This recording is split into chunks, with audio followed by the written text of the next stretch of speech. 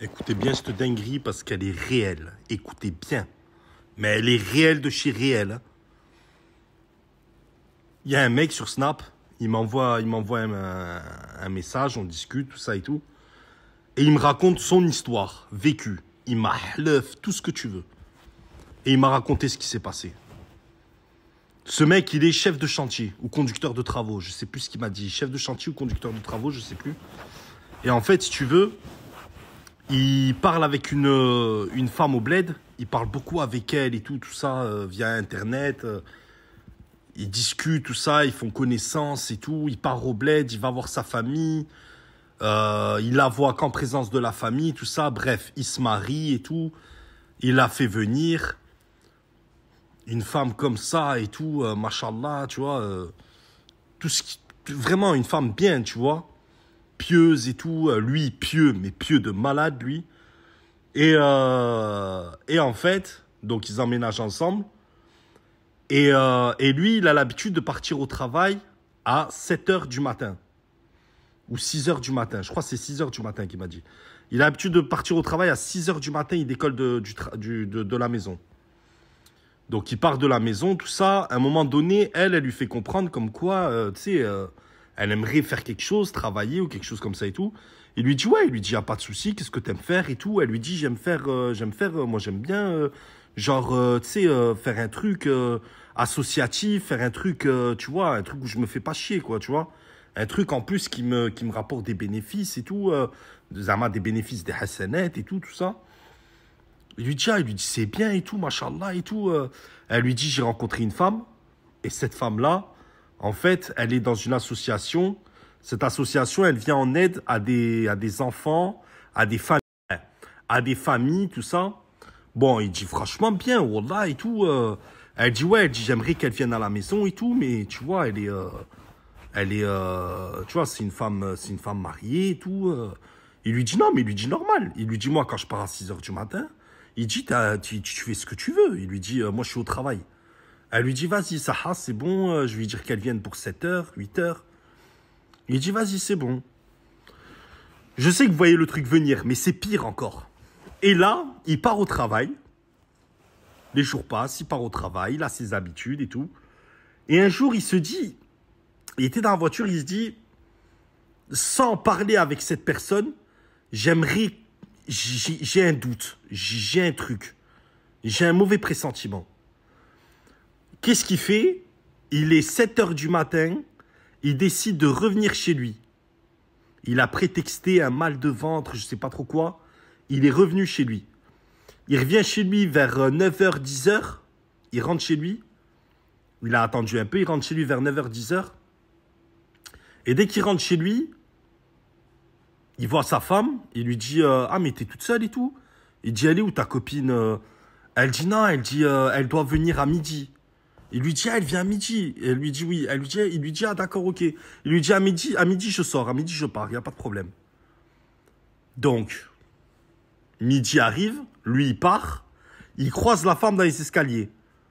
Donc la femme, tu sais, burqa, tu sais, tu la vois pas, tu vois. Tu sais, il passe comme ça, il fait salam alaikum, elle lui fait alaikum salam, comme ça, tu sais. Tac. Et, et en fait, une semaine après, il m'a dit, je sais pas ce qui m'a pris, Mounir, il m'a dit, j'ai décidé de simuler que j'ai... Il dit, ouais, il dit, tu vois, il dit, Mounir, j'ai eu un pressentiment. Une semaine après, il a simulé qu'il avait oublié son portefeuille. Il part au travail, il revient, il s'est mis en bas de la maison et il a attendu. Il a attendu, jusqu'à il voit une femme en burqa rentrer dans l'immeuble et tout. Il a attendu. Il a attendu. Il a passé un coup de fil à sa femme. Sa femme, elle répond. Et il dit, oui, salam alaikum. Il lui dit, dis-moi, juste un truc, je voulais te dire, ce soir, je dois aller faire un foot avec des copains. Il lui dit, c'est juste pour te dire ça. Donc, si toi, tu restes avec ta copine, ou Zama, il a dit, tu fais ce que tu veux, tu vois. Il a dit, moi, juste pour te dire, ce soir, j'ai un foot avec des copains. Elle lui dit, ouais, c'est bon, d'accord, et tout ça, impeccable et tout. Elle lui dit, ça va le travail, ça se passe? Il lui dit, ça va, hamdoulah, chantier, tu connais. Et il lui dit, vas-y, il lui dit, je te laisse, j'ai du boulot. Il monte à la maison. Il monte à la maison. Il ouvre la porte d'entrée.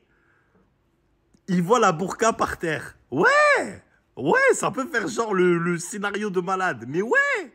Il voit la burqa par terre. C'est pas... Au moins, si t'enlèves la burqa, enlève-la devant la chambre, ou plie-la, tu vois, mets-la sur la porte, étends-la, ou haja. Ne fais pas comme dans les films américains. Ne la mets pas, jette-la pas par terre. Elle est jetée par terre devant la porte, comme s'il y a eu l'action devant la porte, d'entrée, dès qu'elle est arrivée. Direct. Tac, il a fait discret, tu vois, pas de bruit et tout. Il m'a dit, j'ai fait sans bruit, sans rien. Il marchait dans l'appartement. Il est allé avec son téléphone filmer dans la chambre. La femme sous la burqa n'était pas une femme, mais était un homme, du coup. Et cet homme-là était en train de, voilà, avec sa femme, ils étaient en train de faire leur truc. Par respect pour lui, je vais pas dire les mots, etc. et tout. Et donc, il va au niveau de la chambre, il active son téléphone, mode vidéo, et il filme discrètement. Ils sont en train de faire leur truc, etc. et tout ça. Bref, il s'enlève, il attend qu'ils ont fini. Dès qu'ils ont fini, lui, il va se cacher. Il s'est caché dans la salle de bain, il m'a dit. Il m'a dit, je me suis caché dans la salle de bain. Il m'a dit, je me suis mis derrière la porte de la salle de bain. Il s'est mis derrière la porte de la salle de bain et il a attendu. Le couple, enfin les deux, ils étaient dans la cuisine, ils étaient en train de manger ou je sais plus quoi.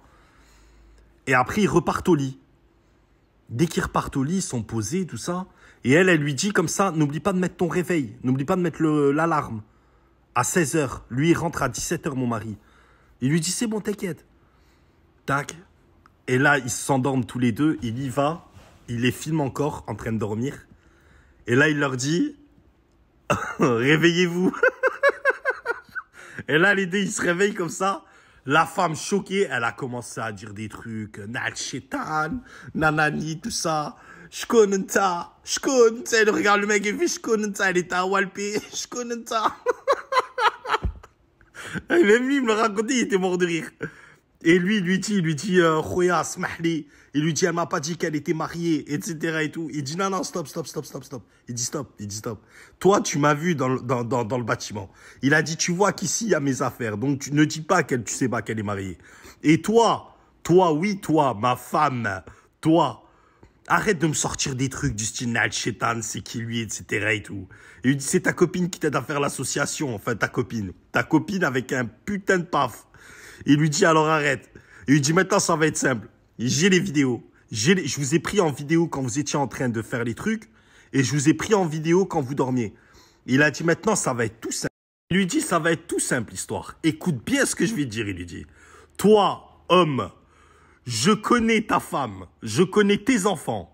Parce qu'il habite dans l'immeuble à côté. Il lui dit, je connais ta femme, je connais tes enfants. Et en plus, tu as été le premier à me féliciter quand je me suis marié. Il a dit, donc toi, tu vas aller faire un crédit à la banque postale. Tu vas aller faire un crédit à la banque postale, il lui a dit. Il lui a dit, comme je sais que tu as une bonne situation, tu vas faire un crédit de 100 000 euros à la banque postale. Il lui fait, mais haram, khouya et tout. Il lui fait, quel haram? Il lui fait, quel haram? Il lui fait, mais oh! Il lui fait, mais je comprends pas, c'est pas dans les F que j'ai en face de moi. Il lui dit, quel haram? Il lui dit, au point où t'en es, tu fais un crédit. Et c'est toi qui vas prendre le riba en plus. Il regarde la meuf, il la regarde, il lui fait, et toi? Toi, ça va être pareil. Maintenant, t'es régularisé, d'accord? Voilà, tu peux faire un crédit. Donc toi, tu vas me faire un crédit à la consommation au maximum que tu peux aussi.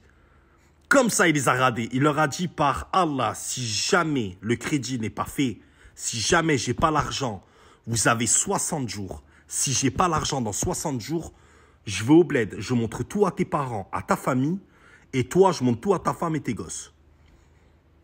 Et là, qu'est-ce qu'ils ont fait? Ils ont fait le crédit. Le gars, il a obtenu 82 000 euros à la banque postale. Et elle a obtenu 17 000 euros. Ça lui a fait 99 000 euros. Il m'a dit, j'ai pris les 99 000 euros. Regarde, il m'a dit, je me suis barré. Il m'a dit, je me suis barré, j'ai ouvert une société. J'ai dit, mais t'es où? T'es toujours en France? Il me dit, oui, je suis en France. Il me dit, je suis en France. Il me dit, j'ai ouvert une société. Il m'a dit, ça marche très, très bien, alhamdoulilah. Il m'a dit, j'ai des camions Ben et tout. Ça marche très, très bien. Il m'a dit, je me suis marié. Il m'a dit, attention. Il m'a dit, quand je me suis marié, il m'a dit, j'ai pas regardé l'habit Comme la plupart que nous, on fait l'erreur. On regarde juste l'habit de la personne. Il m'a dit, c'est terminé, ça. Il m'a dit, c'est fini de regarder l'habit. Il m'a dit, c'est fini. Il m'a dit, maintenant, je regarde la personne. La personne. Il m'a dit, je regarde ça maintenant. J'ai dit, d'accord. J'ai dit, c'est bien. J'ai dit, t'as des enfants et tout. Il me dit, j'ai des enfants, alhamdoulilah et tout. J'ai dit, qu'est-ce qu'elle devient alors, ton ex-femme? Il m'a dit, mon ex-femme. Il m'a dit, laisse tomber. J'ai dit, t'as fait quoi? Il m'a dit, j'ai envoyé la vidéo d'Aaron, bled. Ah, il a été sans pitié. Il a envoyé la vidéo d'Aaron, bled. Et je lui ai dit, mais me dis pas qu'au mec, t'as donné la vidéo à sa femme et ses enfants. Il m'a dit, j'ai fait mieux que ça. Je dis, t'as fait quoi? Il m'a dit, son aîné, il m'a dit, son fils aîné, il est grand. Il m'a dit, je suis parti le voir. Il est prof, tu sais, truc de boxe, comment ça s'appelle? Entraîneur. Il est entraîneur, tu sais, de boxe. Il est entraîneur de boxe. Il m'a dit, je suis parti le voir. Il m'a dit, Smahli, on parle entre frères musulmans. Il lui a dit, tu me connais, je te connais depuis que t'es petit. Il a dit, regarde, ça, c'est ton père avec ma femme. Le petit, il a vrillé. Le gars, il a vrillé dans sa tête. Qu'est-ce qu'il a fait? Il a poussé sa mère à divorcer du père. Et aujourd'hui, sa mère, elle s'est remariée. Apparemment, elle est heureuse, tout ça et tout. Il m'a dit, j'ai été sans pitié. Il m'a dit, je regrette d'avoir donné les vidéos. Il m'a dit, wallah, je regrette, Mounir. Il m'a dit, je regrette juste d'avoir donné les vidéos. Mais il m'a dit, par contre, j'ai pas agi comme un hamar. Je les ai pas tapés. Je les ai pas fait des trucs de fou. Il m'a dit, j'ai pas agi comme un hamar. Il m'a dit, j'ai agi juste, j'ai pensé à ma gueule. Sur le coup, j'ai pensé à ma gueule comme elle a pensé à sa gueule. Et la morale dans l'histoire, c'est, l'habit ne fait pas le moine.